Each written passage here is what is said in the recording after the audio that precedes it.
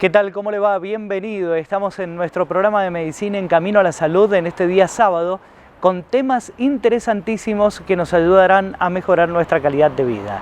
Soy Diego Hidalgo y así comenzamos.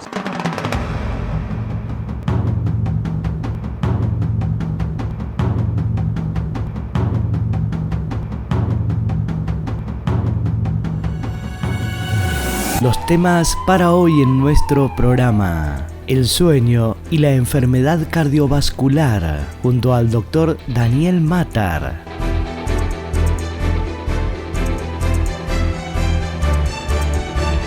Prótesis para pacientes amputados, con el doctor Martín Sazul.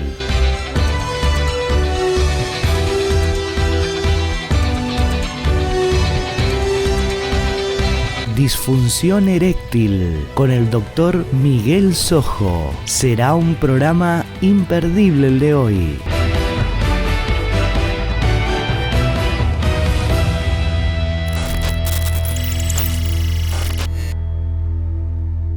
El doctor Daniel Matar es médico neumonólogo especializado en trastornos del sueño, palabra autorizada para hacer referencia a el sueño y la relación que pueda tener con la enfermedad cardiovascular, la enfermedad del corazón. Vamos a introducirnos en la voz del profesional.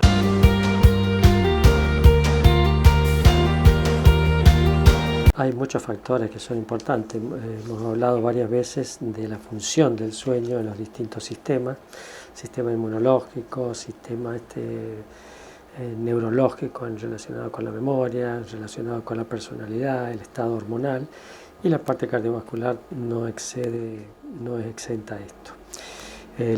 Siempre hablamos de una palabra que es el ritmo circadiano, es decir, que hay un orden en la forma de dormir y de vivir durante el día. Y ese orden está dado por un montón de situaciones hormonales, cardiovasculares, neurológicas, que van a funcionar en determinado horario y con determinadas características. Así, por ejemplo, la producción de hormonas ACTH, de catecolaminas, de hormonas del crecimiento, de hormonas de la alimentación, como la leptina, y la grelina, que tienen que ver con la alimentación, todo va a formar un ritmo determinado. Cuando se altera, digamos, el sueño por distintas causas, una de ellas por el tiempo de dormir, ya sea que se duerma mucho o se duerma poco, va a alterar, digamos, esta homeostasis. ¿Homeostasis qué quiere decir? El equilibrio de todos los elementos del organismo. Entonces, por ejemplo, está bien estudiado que aquella persona que duerme menos de 6 horas o que duerme más de 8 o 9 horas tiene aumento de la mortalidad cardiovascular. Mortalidad por todo motivo y a su vez de la mortalidad. ¿Por qué? Porque se alteran estos factores que tienden a ser protectores y a ordenar la parte cardiovascular. Y después, por supuesto, hay distintas patologías que afectan el sueño, además de la cantidad, como estamos hablando del sueño, que también van a hacer de que este sueño no funcione bien en esta función cardiovascular y por lo tanto va a dar problemas a distintos organismos, entre ellos a todo lo relacionado con la parte cardiovascular.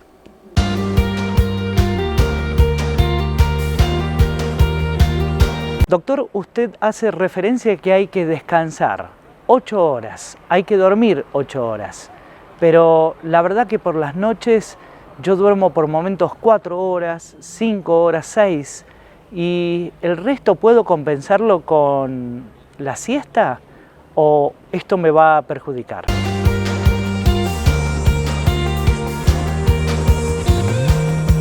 Lo ideal siempre es dormir durante la noche, que es lo que corresponde, digamos, que es lo que está, digamos, el organismo preparado para dormir.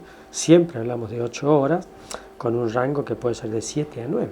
Puede ser que hay gente que necesita un poco menos, 7, algunas tal vez 6, que son las menos, y es raro que menos de eso sea efectivo.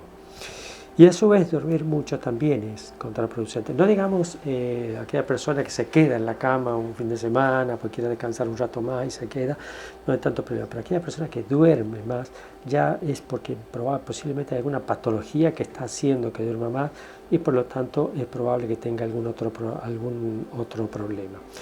Lo que se aconseja en un paciente adulto es este tema de dormir 8 horas entre 7 y 9. Los pacientes menores, adolescentes y demás posiblemente necesiten dormir 10 horas, 9, 10 horas, y los niños tal vez hasta 12 horas. Niños me refiero hasta 2, 3, 4 años.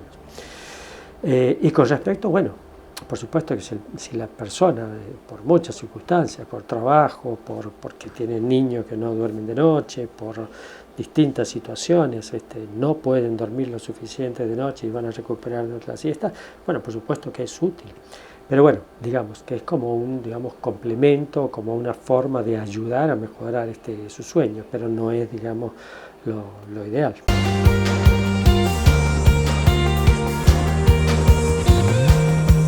Doctor, ¿se desprende algún síntoma claramente cuando uno está mal dormido, no descansó correctamente, pero síntomas que estén ligados también al corazón, a la parte cardíaca?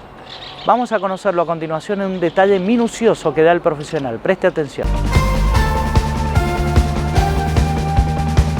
Sí, por múltiples motivos. Por empezar, digamos, los pacientes con insomnio, por ejemplo.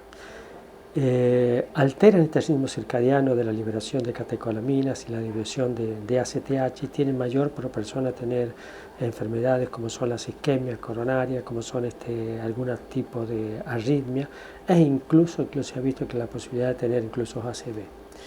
Entonces, tiene, digamos, mayor, porque ese ritmo, digamos, o ese estrés que es normal en determinadas circunstancias, liberar determinada cantidad de catecolaminas en determinadas circunstancias de la vida es útil para enfrentar los distintos problemas, las distintas circunstancias que le tocan vivir, y bueno, el estrés va a ser útil. Ahora, cuando ese estrés se perpetúa durante toda esta noche, va a producir un desgaste neurológico y a su vez va a producir, digamos, una mayor vasoconstricción de distintos vasos que llegan al corazón, va a favorecer la hipertensión arterial, va a favorecer la arritmia, y todo esto va a llevar a una serie de problemas cardiovasculares. Además de esto, algunas de las patologías del sueño, yo he visto que muchas de estas patologías, por ejemplo, síndrome de piernas inquietas, que es el paciente que tiene un movimiento anormal durante la noche, que uno diría no tiene nada que ver con la parte cardiovascular u otra cosa, pero sí tiene que ver. No se sabe exactamente si es específicamente el movimiento de las piernas o todo lo que está relacionado con esta alteración de la liberación de dopamina que lleva a producir las piernas inquietas. Se ha visto que tiene un aumento en la frecuencia de todas estas enfermedades cardiovasculares que hablamos. Algunas parasomnias, como el síndrome compartimental del REM, también tienen algunos problemas y a veces se superponen. Y una de ellas, que es la más prevalente dentro de las enfermedades específicas del sueño, me refiero, que son las apneas del sueño, aquellos roncadores que en determinados momentos ya producen apneas de sueño, y sobre todo en la medida que estas apneas sean mayores, porque tienen un grado leve, moderado y severo. Bueno, esto producen por dos motivos. Primero, porque produce hipoxemias, o sea, esta falta de oxigenación, cae la oxigenación.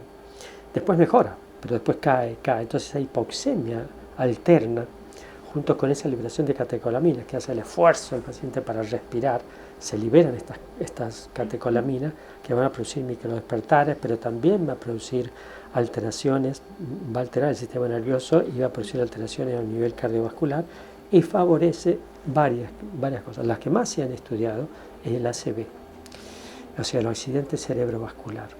Está muy favorecido por estas apneas, tanto en la producción de los mismos, tanto en el empeoramiento de los mismos o la recidiva de los mismos. Por eso es que es muy importante, digamos, el estudio en pacientes de riesgo de tenerlo, y por supuesto en aquellos que han tenido se ha visto que el pronóstico va a mejorar en la medida que esto mejore. Los pacientes con hipertensión arterial también. Hay un estudio que se hace el MAPA, que es el estudio controlado durante 24 horas de tensión, y se ha visto que en algunos de ellos, durante la noche, que en un momento de mayor relajación, tranquilidad, bajo estrés y demás, no baja la tensión arterial, lo que se suele llamar non-diper, o sea que no cae la presión arterial. Estos pacientes seguramente que hay que pensar que tienen estas apneas, que son las que están liberando estas sustancias y favorecen la hipertensión. De hecho, la apnea de sueño es la causa de hipertensión, la causa secundaria de hipertensión arterial más frecuente. Muchas veces se habla de que puede ser causas renales, causas tiroideas, problemas suprarrenales, algunas circunstancias, liberación feocromocitoma, etc. Bueno, la causa más frecuente secundaria de hipertensión arterial es la apnea de sueño, por eso está dentro de los protocolos que esto produce. Y la tercera son las arritmias. Una de ellas, la fibrilación auricular, que está bien estudiada y está bien, digamos, determinada, de que esto lo puede favorecer, empeorar, e incluso más, aquellos pacientes que necesiten lo que se llama ablación de ciertos nódulos de la aurícula, que producen sistemas de reentrada, es decir, es como un cortocircuito que tiene, que lo que se utiliza, métodos modernos en algunos pacientes, es un cateterismo para quemar, digamos así, esa reentrada y evitar, digamos, que produzcan esta arritmia. Bueno, en esos pacientes se ha visto que es muy importante detectar las apneas y corregirlas porque van a ser un factor de fracaso, digamos, de este tipo de arritmia y demás. Por lo tanto, digamos, se ha visto, digamos, mucha inclusión de estas apneas de sueño en toda esta patología cardiovascular. La higiene del sueño es clave, ya lo hemos mencionado en reiteradas ocasiones a través de informes con el mismo profesional. Higiene del sueño que no solo mejorará el sueño, sino mejorará todo. Siempre la higiene del sueño es importante y es probablemente el primer tratamiento que tenemos en cualquier enfermedad relacionada con el sueño, porque va a favorecer alguna de las cosas. Una de las cosas de la higiene del sueño dentro de lo que estamos hablando es el tiempo de dormir, o sea, la necesidad de dormir el tiempo adecuado para cada persona. Como dijimos, puede ser entre 7 y 9 horas, y una de las formas sencillas, digamos, de ver cuánto uno necesita es lo que se llama la deuda de sueño. Vale decir, el fin de semana, por decirlo así, que el tiempo que la persona descansa más o que no tiene tareas generalmente, si uno duerme más, duerme 1, 2, 3 horas más, digamos, ese sábado, domingo y demás, es porque hay una deuda de sueño, por así decirlo. Entonces, una forma de ver que uno no está durmiendo en forma adecuada es que uno el tiempo que tiene para descansar lo aumenta para compensar ese tiempo que probablemente durante la semana no ha tenido. Y lo que tiene que, si bien, como dijimos anteriormente, la siesta ayuda un poco a paliar el problema del sueño durante la noche, esta higiene, dormir durante la semana también ayuda. Pero lo ideal es que en forma cotidiana podamos dormir el tiempo adecuado para que el organismo al despertarse esté en condiciones de asumir este estrés adecuado, de utilizar su memoria en forma adecuada, de tener una personalidad equilibrada. Entonces, ese punto del tiempo es, digamos, no transable, por así decirlo. Uno dice, bueno, pero si yo... Está bien, uno hace lo que puede en la vida, en las circunstancias que le toca vivir, pero lo fundamental es tratar de lograr organizarse para que al menos en forma rutinaria, obviamente habrá noches, habrá circunstancias, habrá días en que no se puede compensar, pero tratar de formar una determinada rutina con el tiempo. Las otras cosas son, bueno, generar condiciones adecuadas de trabajo. Muchas veces el insomnio es producido por mala higiene de sueño, ¿no? Pacientes que toman té, café, Coca-Cola, mate, después de las 5 o 6 de la tarde, son pacientes que van a estar, por así decirlo, pasados de vuelta o con un ritmo acelerado mental que va a evitar que uno logre conciliar el sueño de forma adecuada y por lo tanto este sueño va a ser patológico y seguramente que va a ser más corto. En segundo lugar, todo lo que le llamamos el insomnio tecnológico, vale decir el uso de pantallas, computadoras, celulares, televisor y demás, va a hacer que se prolongue, que algo se llama retraso de fase. En vez de dormir en horario adecuado, se va a retrasar porque uno se queda viendo lo que sea, televisión, jugando, viendo determinadas cosas, noticias, compartiendo, más aún con otras personas y demás. Además de la irradiación que produce eso, sobre todo, como siempre decimos, esa luz azul que pueden producir, que es la que tiene las luces LED, que va a aumentar el ritmo alfa, que es el ritmo más superficial, y evitar el sueño profundo, que es el que va a generar un montón de cosas positivas, como la hormona del crecimiento, la liberación de ACTH, la memoria en el organismo y demás. Y tercero, esa última parte bueno, la actividad física de la tarde, que es muy buena, porque generalmente va a relajar, digamos, a la persona y aumentar los somnógenos de la noche. Y la última hora, digamos, del sueño, que es evitar esas pantallas, tratar de tener una lectura, de bajar los decibeles, de leer cosas o de charlar cosas más tranquilas y demás, cosas que el ser humano se vaya a acostar, digamos, con su mente más relajada, más tranquila, o pensando en cosas que sean más suaves, y no evitar prolongar ese estrés durante el sueño, que puede generar pesadillas, sueños reiterados y demás, que a veces no lo dejan dormir. Entonces, básicamente esta sería la higiene del sueño, que puede empeorar tanto la cantidad de sueño que hemos dicho, como la calidad del sueño, la cantidad de micro despertares, o el hecho muchas veces de comer mucho de noche, tomar alcohol, tomar sedantes, relajantes musculares sin una indicación precisa. Todo eso va a favorecer la producción de apneas, y estas apneas del sueño, estos factores irritantes neurológicos y esta alteración cardiovascular.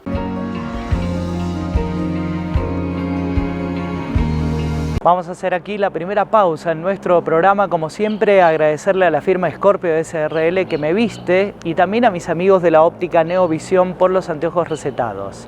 En minutos, cuando volvamos con un profesional desde Rehabilitar San Juan, hablaremos sobre prótesis para aquellos pacientes amputados.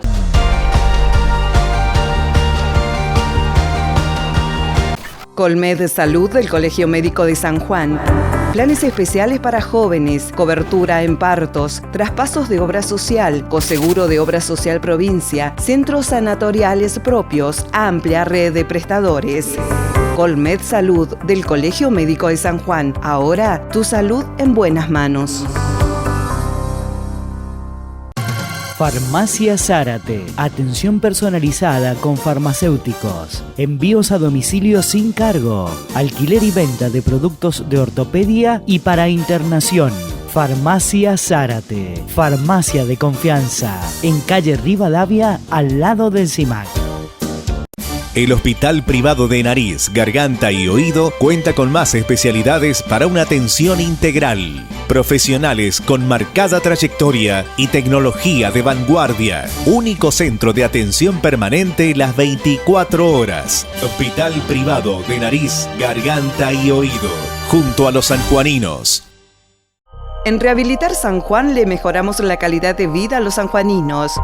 Medicina laboral pre- y posocupacional, rehabilitación integral, neurología y fisioquinésica con última tecnología, servicio de internación con profesionales calificados en cada área, convenio con obras sociales. Rehabilitar San Juan, responsabilidad y calidad.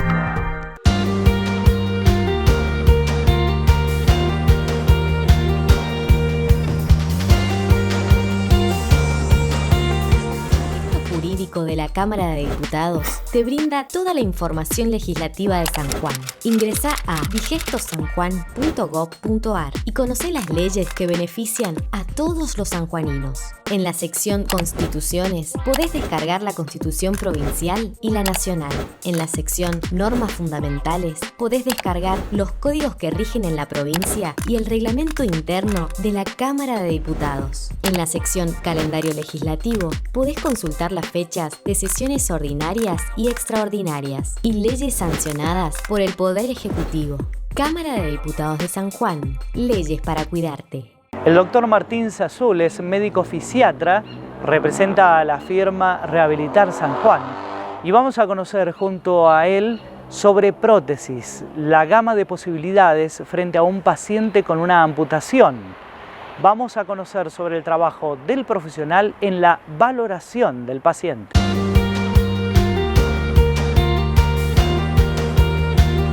En relación a lo que son prótesis, porque estos son prótesis, diferentes de las ortesis en ese sentido, estos son prótesis cuando hay una amputación. Primero, la elección del tipo de prótesis va a depender del tipo de paciente que tengamos enfrente, de la funcionalidad que tenga el paciente, de la actividad que realice el paciente. No son los mismos tipos de prótesis que tal vez se piensa para un paciente de 80 años, ¿sí? Con una deambulación en el domicilio, distinto de un paciente tal vez de 40, 30 años que hace deporte, ¿sí? Entonces, uno de los primeros conceptos que tenemos que tener es qué tipo de actividad realiza el paciente en su día a día, la edad que tiene y obviamente la comorbilidad que tiene. Nosotros vemos muchos pacientes diabéticos, ¿sí? Entonces obviamente los pacientes diabéticos son pacientes con riesgo de amputación, entonces al momento de pensar en una prótesis tenemos que pensar que ese paciente va a tener capacidad, que va a ser buen adherente al tratamiento, porque uno por lo general prescribe una prótesis y puede parecer con el tiempo el paciente con otra amputación nueva, entonces esa prótesis ya deja de ser funcional. Entonces es muy importante también entender el contexto del paciente, ¿sí? Y por cuál es la causa por la cual se realizó la amputación. No es lo mismo una amputación por una diabetes que una amputación por un tumor, ¿sí? O por un traumatismo. Son distintos tipos de pacientes y sabemos que la posibilidad de equiparlo y que tenga una buena respuesta al equipamiento son distintas, ¿sí? Obviamente hay distintos tipos de articulación. Los niveles por lo general son por debajo de la rodilla, por arriba de las rodillas son los más frecuentes, son supra o infracondilios, con niveles distintos de pie, y obviamente cada tipo de prótesis requiere un entrenamiento distinto, ¿sí? No es lo mismo entrenar a un paciente con una amputación por debajo de la rodilla, entrenamiento me refiero a la rehabilitación, por debajo de la rodilla, donde tal vez es mucho más fácil de poderla utilizar y poderla colocar, a una prótesis que está por arriba de la rodilla, donde ya hay compromiso de dos articulaciones y es mucho más difícil el manejo.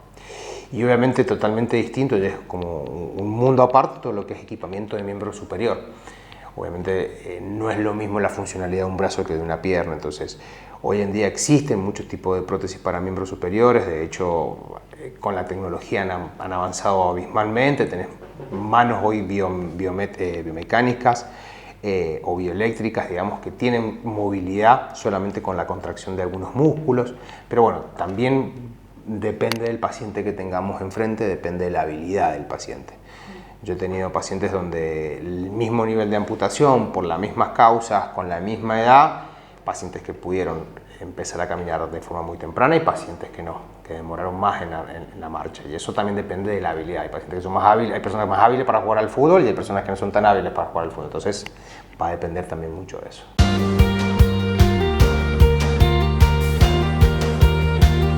Es imprescindible no dejar de contemplar el aspecto emocional. Consideremos una persona que a través de un trauma, un accidente de tránsito, un siniestro vial, perdió un miembro, bien un miembro inferior, por ejemplo una pierna. Bueno, vaya que no hay que desatender ese aspecto. Vamos a conocer cómo se lo aborda.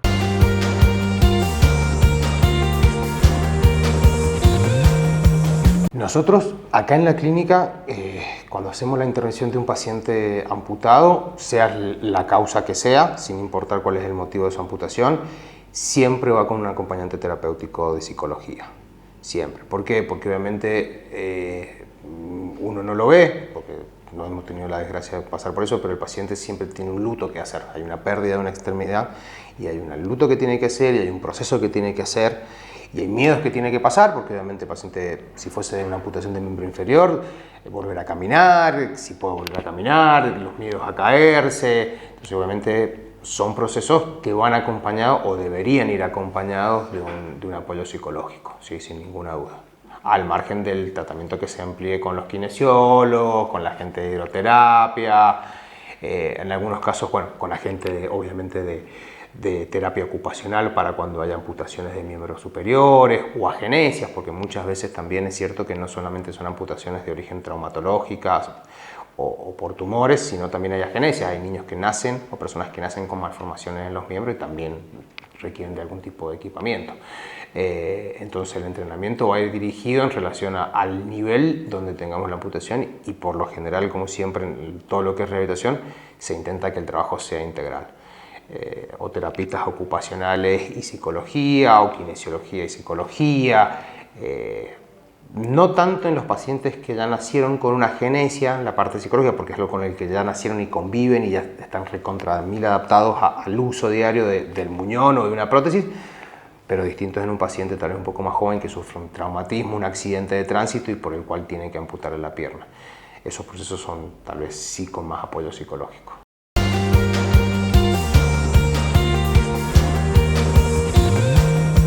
Conozcamos un poco más sobre esto de las prótesis, sobre el mantenimiento, si es necesario, y además sobre los elementos que se utilizan y una situación que puede presentarse cuando a una persona le colocaron una prótesis, pero luego incrementó su peso. Bueno, ¿qué puede suceder aquí? Vamos a conocer. Todo proceso de rehabilitación de un paciente con amputación, la amputación tiene 3 fases, 3 periodos, ¿sí? Un periodo que es preprotésico, un periodo protésico y un periodo postprotésico. El periodo preprotésico es la adaptación del muñón, ¿sí? De enseñar a cómo realizar los vendajes. Los muñones siempre tienen que ir vendados, ¿sí? ¿Por qué? Porque al realizarse la amputación, los músculos no tienen lugar de inserción, no tienen lugar de unión. Entonces eso lo que genera es que quede como si fuese un sachet de leche el muñón. Entonces eso hay que moldearlo. El moldaje se hace con vendaje y el vendaje tiene que ser el adecuado. Entonces ese periodo preprotésico se basa sobre todo en fortalecimiento, ¿sí?, de las extremidades sanas para poder ayudarse a la deambulación, la formación del muñón y el control de dolor, ¿sí?, o de sensación, porque los pacientes con amputación pueden tener lo que se llama dolor de miembro fantasma o sensación de miembro fantasma. La diferencia en el nombre realmente es el dolor. Hay pacientes que presentan dolor del pie, pacientes diabéticos de muchos años con lesiones muy grandes de sus partes blandas y con mucho tiempo de dolor genera un dolor neuropático que el paciente refiere que le duele la planta del pie por más que tenga la amputación hecha. Y la sensación es tener la sensación del pie, de un dedo o que te pica el talón. Entonces esas son 2 cosas que están presentes y eso mejora mucho con el tema del vendaje. Entonces el periodo preprotésico se basa en eso. Ya el periodo protésico es el momento de tener que prescribir el tipo de equipamiento y cómo vamos a encarar la reeducación de la marcha, ¿sí? En esta fase es muy importante que el paciente entienda lo que vos me decías de aumentar de peso o bajar de peso. Toda prótesis lleva un cono, ¿sí?, un cono de enchufe, que es lo que va unido al muñón de cualquiera de las extremidades. Si el paciente engorda mucho, ese cono es a la medida de ese muñón. Entonces, si el paciente engorda demasiado, el muñón va a engordar y no va a entrar dentro del cono. O si adelgaza demasiado, el muñón va a filtrarse y va a hacer lo que nosotros llamamos pistoneo dentro del cono. Entonces se va a terminar lesionando el muñón, ¿sí? Entonces es muy importante esto, de dejarle ciertas pautas en relación a que el paciente no aumente de peso. El tema del vendaje es fundamental porque el vendaje es lo que va a darle el moldeado definitivo al muñón, ¿sí?, para yo poder utilizar un cono. Los pacientes por lo general que no tienen un buen vendaje desde el principio, no tienen un buen moldeado del cono y son pacientes complejos porque al momento de prescribir el cono con el tiempo o queda chico o queda grande. Es cierto que dentro del mantenimiento de una prótesis un muñón se termina de formar aproximadamente en los 9 meses, ¿sí?, ya queda lo más moldeado posible. Pero durante ese periodo el muñón va a ir cambiando su tamaño, va a ir achicándose, ¿sí? En ese tiempo el mantenimiento de la prótesis es hacer los cambios de conos adecuados para el momento del muñón en ese momento. Por lo general un muñón, por ejemplo, mide 35 centímetros de diámetro al comienzo de la amputación y en el transcurso de los 6 meses empezó a medir 33. Entonces hay que ver la posibilidad de hacerle algún tipo de cambio de cono, porque si no el cono le va a quedar grande, entonces va a terminar lesionándose o generando una alteración en la marcha. Y después el último periodo, que es el periodo proprotésico, bueno, si ya ahí es evaluar las prótesis, si se rompen, porque son equipamientos que se rompen obviamente, desde el pie, desde el tobillo, los conectores, el cono. Entonces ahí vas haciendo el recambio o de la prótesis total. Hay pacientes que tienen prótesis hace, no sé, 5 años que nunca la cambiaron y hoy en día o le quedan chicas o le molestan o se rompió y no la quieren, y no la cambian. Entonces bueno, es el periodo postprotésico, en ir controlando más que todo la prótesis y los cambios de la prótesis porque ya el paciente está adaptado a esa prótesis. Doctor Sazul, ¿qué hay sobre la calidad de vida de ese paciente, el pronóstico? Se supone que, o por lo menos el común de la gente, pensará que ha quedado condicionada esa persona para realizar algunas actividades. Pero por el otro lado, a través de la televisión, hemos visto a grandes deportistas desenvolverse pero en forma espectacular y con una prótesis. ¿Qué hay sobre esto?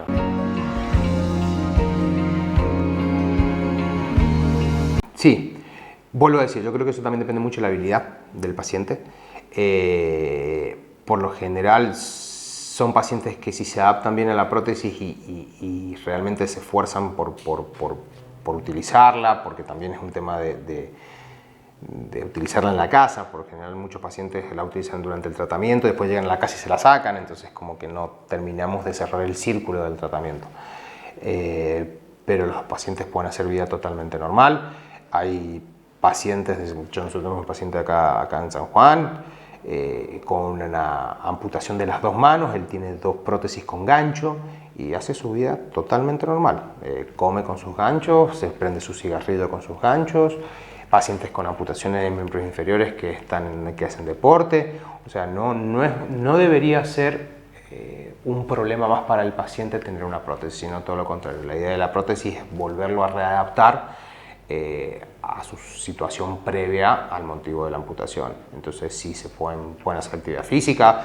Hoy en día hay muchísimas prótesis. Bueno, el tema que a nosotros nos cuesta tal vez llegar a ese tipo de prótesis por los costos que tienen hoy, pero hay muchísimas prótesis que hoy en día permiten al paciente hacer casi todo normal. Antes sí teníamos más limitaciones tal vez, pero hoy hay prótesis con las cuales vos podés subir las escaleras sin ningún tipo de problema. Vos decís, che, pero subir las escaleras no es mucho. Sí, en un paciente con una prótesis subir las escaleras es un montón, o bajar escaleras es un montón, o caminar en planos declinados es un montón. Entonces, hoy en día tal vez hay prótesis que tienen muchísima mejor funcionalidad para eso, han cambiado mucho en ese sentido. El objetivo de pensar en una prótesis para un paciente es pensar cómo voy a mejorar su calidad de vida y en qué lo voy a ayudar. Si yo le voy a poner una prótesis que no funciona a un paciente tal vez adulto mayor de 80 años, yo le pongo una prótesis que es muy dinámica y le puedo generar más riesgo de caídas. Entonces, en ese momento es lo que te doy también de valor en qué paciente y para qué. Yo tengo pacientes en el hospital, por ejemplo, chicos jóvenes que juegan al fútbol. En la selección, no sé si estaban en una de las secciones, pero estaba ahí para jugar, jugando al fútbol adaptado. Y se armó una prótesis para él, para su vida diaria y además para poder hacer deporte. Entonces eso se puede hacer, ¿sí? O sea, la idea de equipar a un paciente es esto, volverlo a mejorar y a reintegrarlo a sus actividades previas.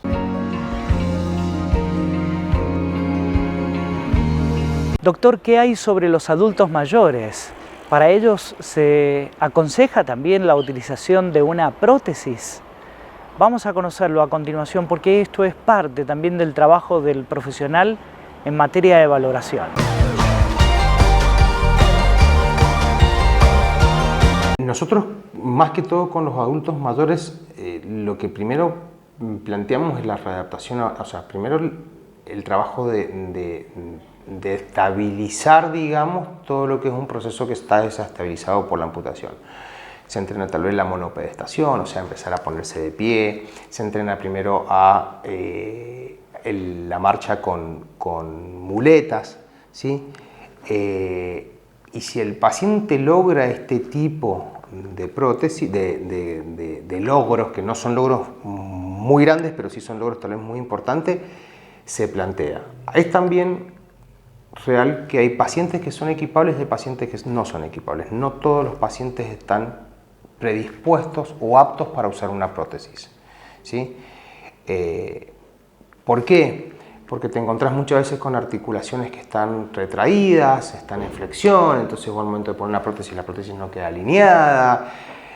Con los pacientes adultos, a mí me ha tocado con pacientes adultos que el paciente adulto por lo general tiene muchos riesgos de caída, con muchos trastornos del equilibrio, entonces vos tenés que plantear también la posibilidad de no equiparlo si no fuese necesario, porque capaz que poniéndole una pierna te terminás quebrando una cadera, con la inestabilidad que mismo que le genera. Pero por lo general en los adultos mayores lo que se implementa o se trata de elegir es una prótesis que sea de menor dinamismo de marcha, pero sí más estable y más segura al momento de la marcha. Hay un tipo de rodillas que se bloquean durante la marcha, ¿sí? Entonces eso permite que el paciente no tenga que preocuparse tanto por el dinamismo de la rodilla. Yo por lo general a los pacientes adultos, adultos mayores, donde no tienen mucha actividad, tienen una actividad normal, digamos, dentro de su domicilio, y prefiero tal vez utilizar una pierna con rodilla más segura que más dinámica. Entonces eso ya les genera más de estabilidad. El tema del paciente adulto mayor, que realmente es un mundo aparte también como miembro superior, porque son pacientes que obviamente quieren volver a caminar, pero tal vez todo el contexto de su capacidad funcional no, y volver a una capacidad funcional como estaba antes de su amputación también lleva un proceso un poco más largo, ¿sí? Yo creo que todos los pacientes son equipables, no significa que todos los pacientes puedan usar una prótesis. A todos se le puede poner algo, ¿me entendés? El tema es la funcionalidad que vos querés con esa prótesis. Entonces yo muchas veces me ha tocado estar con pacientes adultos biamputados de los dos miembros, donde vos preferís tal vez priorizar una silla de ruedas con características funcionales para el paciente y no pensar en ponerle una prótesis, porque vos a ese paciente le pones una prótesis y se puede estar cayendo todo el tiempo y se hace un traumatismo, se fractura la cadera y le complicaste toda la existencia al paciente. Entonces creo que hay que ver qué tipo de paciente tenés enfrente. Hay adultos mayores. Yo cuando hice mi residencia en Buenos Aires tuve un paciente con una amputación por debajo de las dos rodillas. 76 años tenía cuando yo lo vi por primera vez, y era profesor de tango. Y él daba tango en la plaza de San Telmo. Entonces tenía una habilidad distinta y tenía un paciente muy particular para ese tipo de prótesis, y tenía dos amputaciones. Entonces sí hay pacientes que pueden equiparse, como también me ha tocado estar con pacientes donde no hay forma de equiparlo por los riesgos que vos le podés generar, y eso también toma un tiempo explicarle al paciente esto, de que no es un tema de no porque al médico no se le ocurre equiparlo, sino simplemente porque puede tener muchísimos más riesgos con un equipamiento que estando en una silla de ruedas.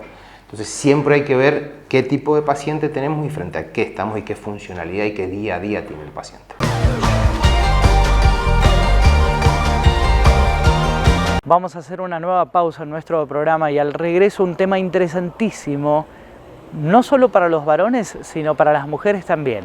Hablaremos sobre la disfunción eréctil.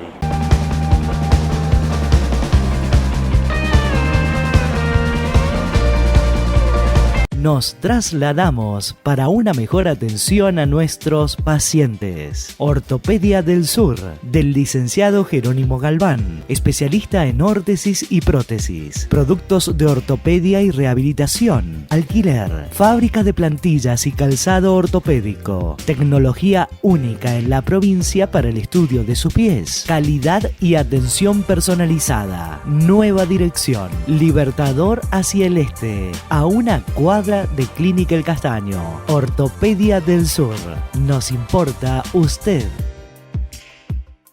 Colmed Salud del Colegio Médico de San Juan.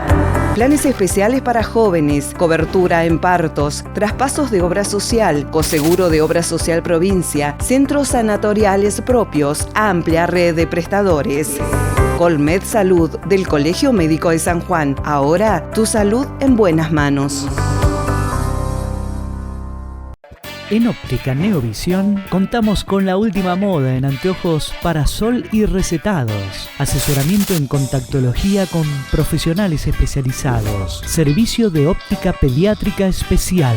Óptica Neovisión, para su comodidad, en calle Mendoza frente al Diario de Cuyo, en calle Mendoza pasando Brasil. Neovisión, al servicio de sus ojos.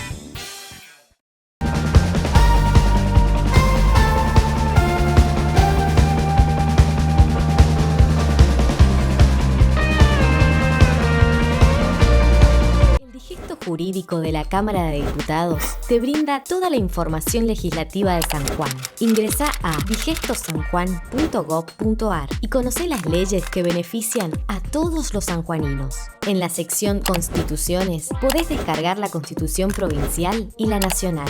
En la sección Normas Fundamentales podés descargar los códigos que rigen en la provincia y el reglamento interno de la Cámara de Diputados. En la sección Calendario Legislativo podés consultar las fechas de sesiones ordinarias y extraordinarias y leyes sancionadas por el Poder Ejecutivo. Cámara de Diputados de San Juan. Leyes para cuidarte. El doctor Miguel Sojo es médico urólogo y con él hablaremos sobre la disfunción eréctil. Vamos a alcanzar una definición. ¿Qué se entiende por disfunción eréctil?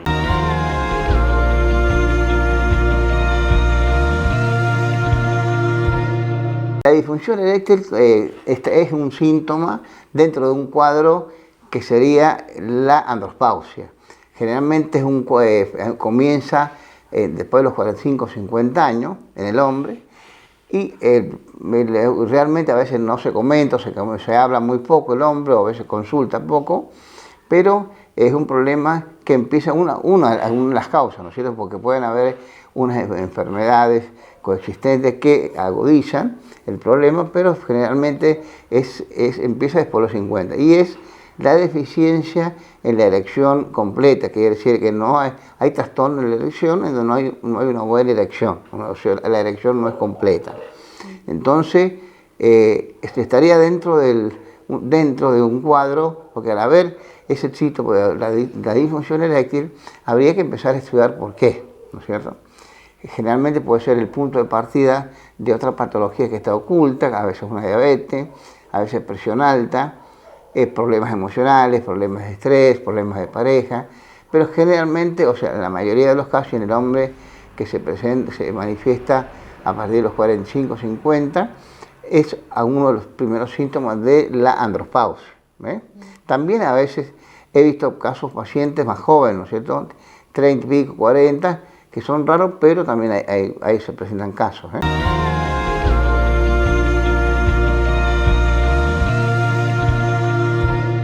Una persona con disfunción eréctil llega hasta el profesional. En una breve conversación le cuenta lo sucedido, entonces claramente el profesional puede diagnosticar: usted tiene disfunción eréctil. No es tan así. Al hombre se lo somete a una serie de prácticas y estudios para determinar fehacientemente sobre la presencia de este trastorno. El diagnóstico se llega, o puede decir, fundamentalmente haciendo estudios hormonales, ¿no es cierto? Se hace estudio en el caso de testosterona y hay un estudio también se llama el estudio de priapismo, un priapismo nocturno, que es un estudio donde se monitorea, parecido al Holter, que es el estudio de corazón, ¿no es cierto? En este caso a veces se conecta un aparato que es un estudio más complejo, donde a veces se lo puede dar al paciente, se conecta como si fuera un tensiómetro, que se conecta alrededor del pene, y en la noche se va monitorizando si hay erecciones o no, ¿no es cierto? Porque generalmente lo que se llama priapismo, que es las erecciones nocturnas, es como un sistema que va activando el movimiento, la parte muscular y vascular del pene.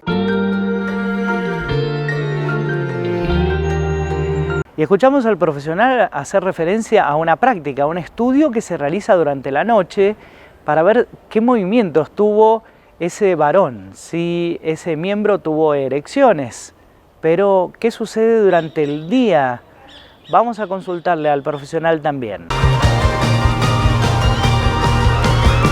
Solamente se hace un estudio hormonal, para ver cómo está la parte hormonal y también, por supuesto, un estudio afectivo, psicológico del paciente. Porque dentro de todo este cuadro hay muchas causas, ¿no es cierto? Una de las causas más importantes, más común, es la andropausia, ¿no es cierto? Que al empezar a descender los niveles de testosterona, se empieza a manifestar, pero puede estar asociado a otras enfermedades como la diabetes, ¿no es cierto?, que también se puede empezar a manifestar, la presión alta o el tomar ciertos medicamentos, el estrés, problemas también de pareja y otros factores que pueden influir en todo el sistema, pero fundamentalmente la causa más importante, o sea, dentro de las más importantes, es los síntomas de andropausia, que muchas veces el hombre no lo conoce. Generalmente el hombre es más conocido en la mujer, que es la menopausia, ¿no es cierto?, que ya está un poco más concientizada de eso. En cambio, en el hombre nosotros generalmente uno no lo conoce y tampoco es un tema que se hable mucho. Por vergüenza o por ciertos tabúes, por ciertas cosas, no se comenta mucho.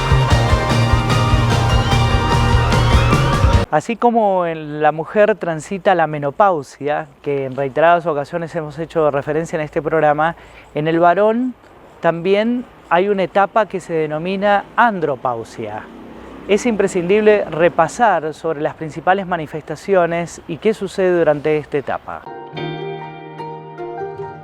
El síntoma de andropausia serían la fatiga, el decaimiento, ¿no es cierto? Que uno, la verdad que ya no rinde en la actividad lo mismo que rendía antes, el decaimiento, estos problemas sexuales, el nerviosismo, la tolerancia, por ahí uno se siente más nervioso, tiene menos tolerancia, ante cualquier cosa se pone a veces más nervioso.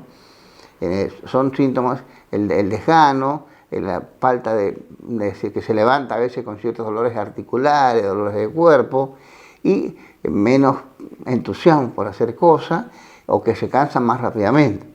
Al trabajar, hacer actividad, es decir, se cansan más rápidamente que antes, porque antes rendía mucho y llega a cierto momento que ya se siente cansado, o a lo mejor no hizo mucha actividad física, no hizo mucha actividad laboral o lo que haga, y se siente más cansado. Estamos hablando sobre la disfunción eréctil.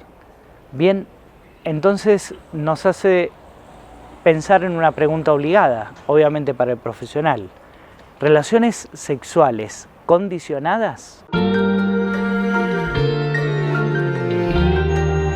La actividad sexual sí, generalmente, ya sea por la edad o por el trabajo, por muchos factores, a veces se va distanciando la actividad sexual, no se hace frecuente, y eso es causa, y por ese motivo el hombre también, al haber dificultad, un poco hace que, es decir, no tener actividad sexual por ciertas dificultades, o si al no haber buena elección le da como vergüenza o se siente mal, entonces como que va esquivando, diríamos, el no hacer actividad, y eso lo perjudica más, porque mientras más tiempo pasa que no se tiene relación, es muy frecuente que suceda también, por ciertos problemas familiares o laborales, muchas causas, o hace que la actividad sexual del matrimonio, de la pareja, se vaya distanciando, y eso hace que el músculo vaya perdiendo tono. Es como la actividad física. Cuando uno pasa mucho tiempo que no hace una actividad física, cuando quiere retomar, los músculos van perdiendo tono y se van poniendo más laxos. En este caso, por la andropausia, al bajar los niveles de testosterona, el músculo también va perdiendo tono, se pone más flácido, y entonces hay que hacer como una rehabilitación. Todo esto tiene su tratamiento. O sea, realmente es importante comentar que ante los primeros síntomas, cuando el hombre vea eso, tiene que consultar inmediatamente, no dejar pasar mucho tiempo, porque generalmente yo veo a veces hombres que ya llevan varios meses o años con este problema, y generalmente por vergüenza de no comentarlo, no consultan, ¿ves? Y eso agudiza más el problema, porque mientras más tiempo pasa, cuesta más recuperarlo. Pero tiene tratamiento. No se va a recuperar el 100%, pero va a mejorar mucho la erección, y va a mejorar el tema el acto sexual, la relación sexual de la pareja. Hay que encontrar una solución a este problema que transita el varón. ¿Cuáles son los tratamientos posibles? Hemos escuchado en reiteradas ocasiones sobre una mecánica o dispositivo moderno, los pellets. ¿Darían resultados? Preste atención a la respuesta, solo para algunos varones.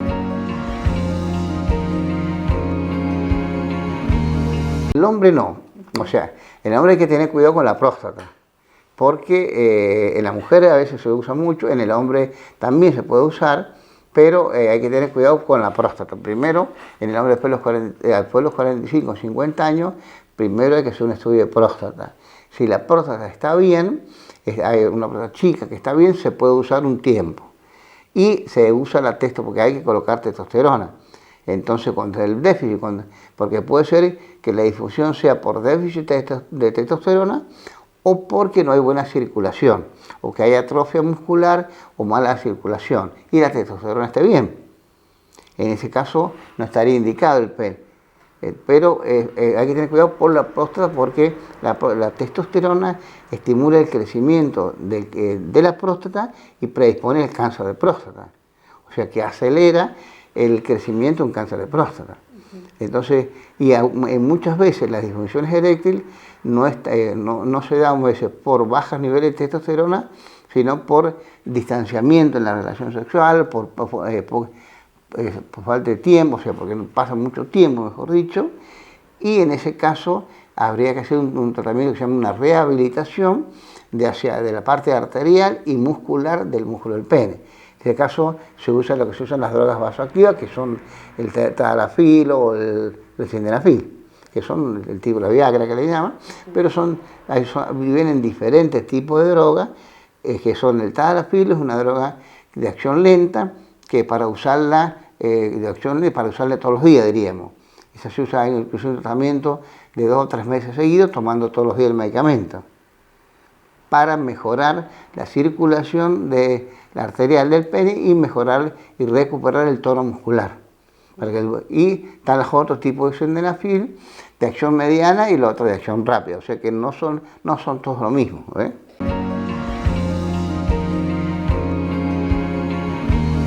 Vamos a consultarle ya en el final de este informe al profesional sobre el pronóstico para el paciente.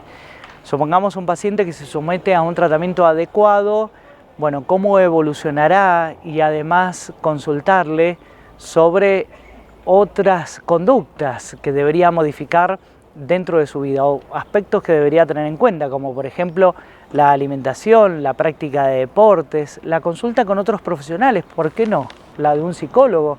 Veamos a continuación qué nos dice el profesional al respecto.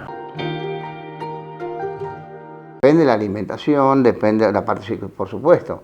Hay una alimentación que no consume ciertos tipos de alcohol, drogas, tienen una buena alimentación, y aparte también porque el paciente, como ya viene con cierto tiempo de este efecto, psicológicamente se encuentra afectado, ya sea por su problema y también por su andropausia.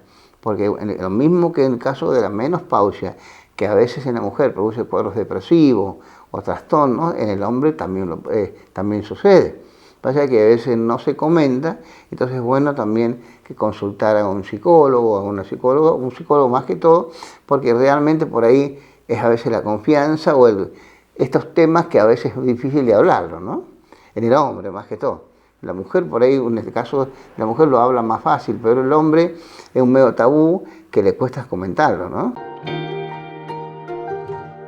Hacemos la última pausa en nuestro programa, como siempre, pedirle por favor que tome papel y virome para agendar los datos importantes que llegan en nuestra guía profesional. No se vaya.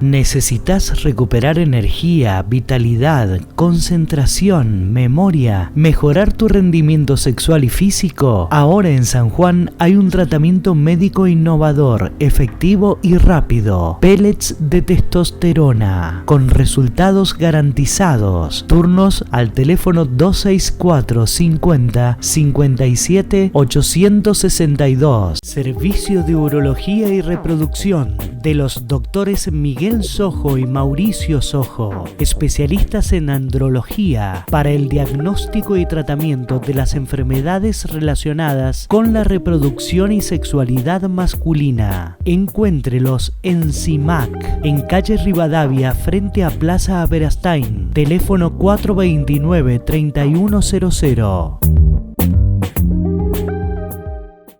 Dr. Daniel Matar, neumonólogo, especializado en trastornos del sueño. Turnos al teléfono 422-7656 y al 154-12-5242.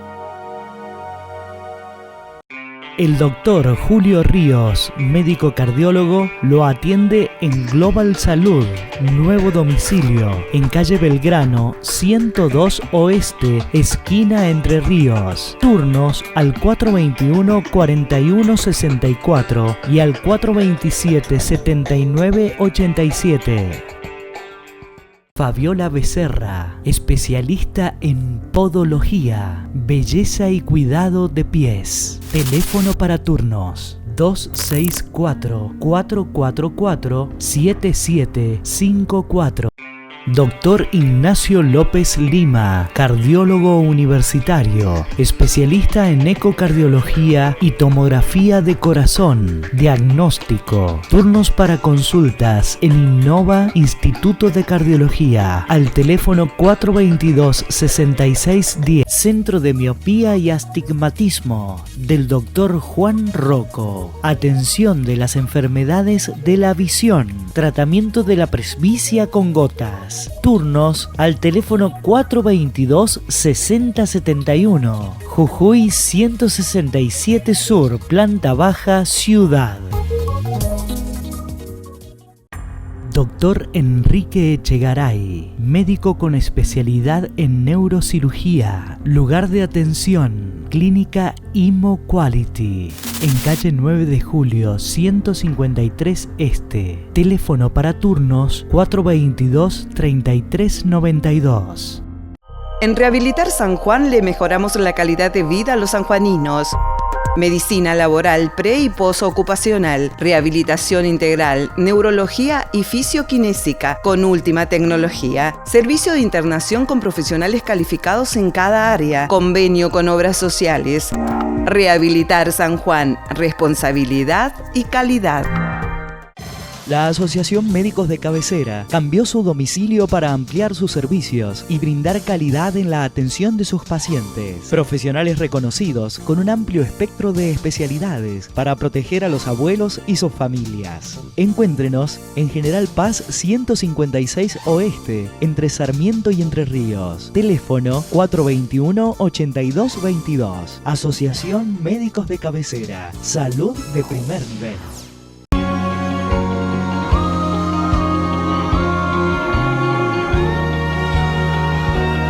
Y así llegamos al final de nuestro programa, este encuentro de día sábado. El próximo encuentro será el día martes a las 19 en Camino a la Salud también, y con más temas que nos ayuden a mejorar claramente nuestra calidad de vida. Recuerde, las vías de contacto estarán a su disposición durante toda la semana para efectuar cualquier tipo de consultas. Y pedirle por favor, hasta ese próximo encuentro, que cuide muchísimo, pero muchísimo su salud. ¿Por qué? Porque nos interesa sobremanera que usted esté bien. Gracias por elegirnos, gracias por estar. Chao.